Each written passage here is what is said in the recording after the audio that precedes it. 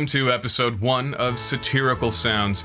My name is Patrick, and I will be guiding you through this series from within the walls of my very own multi-$100 recording facility.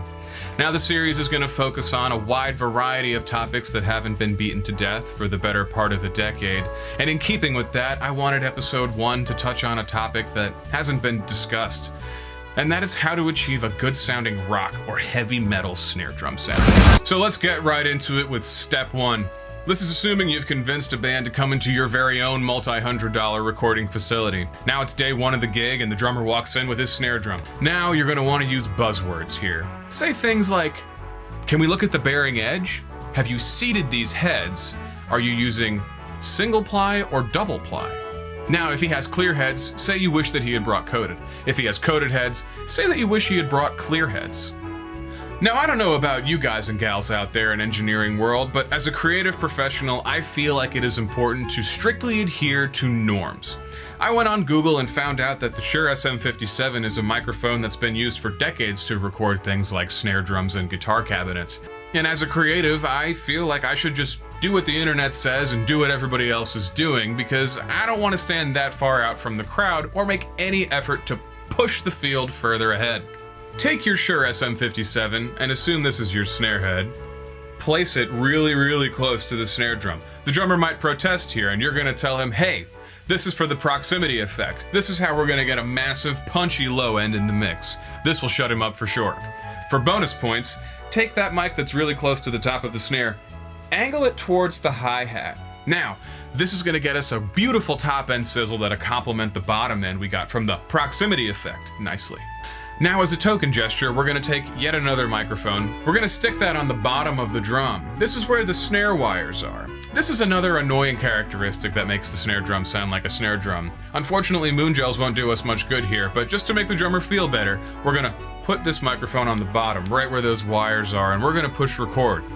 Okay, great. So we've demeaned our drummer, we've made ourselves seem way smarter than we are, we've killed all the characters of the drum that we possibly could, and we've got 2 microphones on it. Let's record that and hop in Pro Tools, and now we're going to get it sounding gigantic. Alright, so now it's time to really take this sound home. We're going to mix it here in Pro Tools. If you're not in Pro Tools, start over. Go ahead and buy that. Anyway, so let's listen to what we recorded with our SM57 microphones. Okay, that's the snare top. Sounds great. And that's the snare bottom. Sounds perfect. Now, listening to the snare top right there, I immediately heard some moves that I need to make. I'm not going to do these moves with stock plugins because I'm not a noob, and I read the forums and I know what's what. So, what I also know, can't really have a sound with that analog saturation. And the key here is to be subtle. A little goes a long way. Let's listen to that. Yeah, I like that. That's good. Good character. Adds a lot of character to the sound. But I know that I need to make EQ moves. I read this. So I know that it's very popular to scoop the 300 area of your snare drum. So I'm just going to do that without really listening too much. Do it wide. Just get rid of most of that. Listen to that. I love that. That's fantastic. Another common area that we don't like on everything, 4K. Get rid of it. Perfect. Love it. Now, what we want to add, because you want to add some stuff here. Now, you can only add 200 hertz to a snare drum. That's perfect. But you know what I want? I want a little bit more of that top-end sizzle. Let's add some of that. That's going to cut right through the mix. That's going to cut right through our guitars, right through our vocals. I love it. And don't forget to filter at an arbitrary number somewhere. And you know what? Nothing says modern like old gear.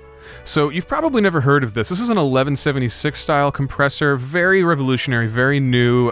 It's all the rage these days. Let's go ahead and compress our snare drum just a little bit to bring out the transient and the attack. Let's listen to that. Yeah, I think 20 dB is the sweet spot. That's kind of where I want it to live. Now, and we got to smooth out that transient that we just emphasized by adding some tape simulation. Let's listen to that. That's perfect. Wouldn't really change anything about it. Now, in order to achieve the modern snare drum sound that we all know and love, we have to clip it. Gotta clip it hard. Don't hold back here. Boom. Cutting right through the mix. Love it. Now it's time to listen to our snare bottom track. Where does that fit into the mix? Let's listen to what we have. Make some small tweaks. Yeah, that's good right there.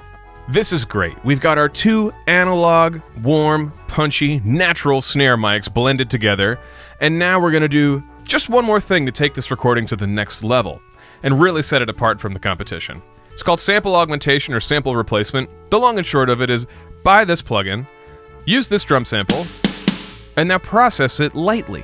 Remember, a little goes a long way. I'm loving that low end. I'm loving that punch.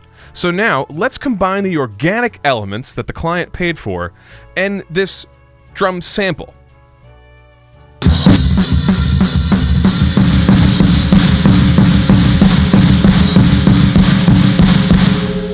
And that's the final snare for the record.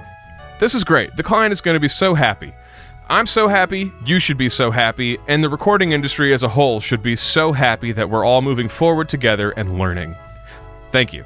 So there you have it, folks. Episode 1 of Satirical Sounds is complete.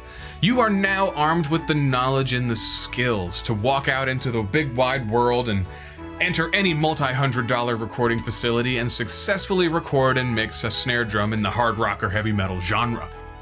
In the next episode, we'll be talking about something even less discussed than the snare drum, and that is the kick drum. I look forward to seeing you in that episode, but in the meanwhile, do me a favor.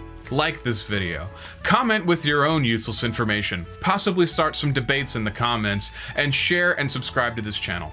Thank you very much. This has been Patrick from within the walls of the multi-$100 recording facility. Happy mixing, everybody.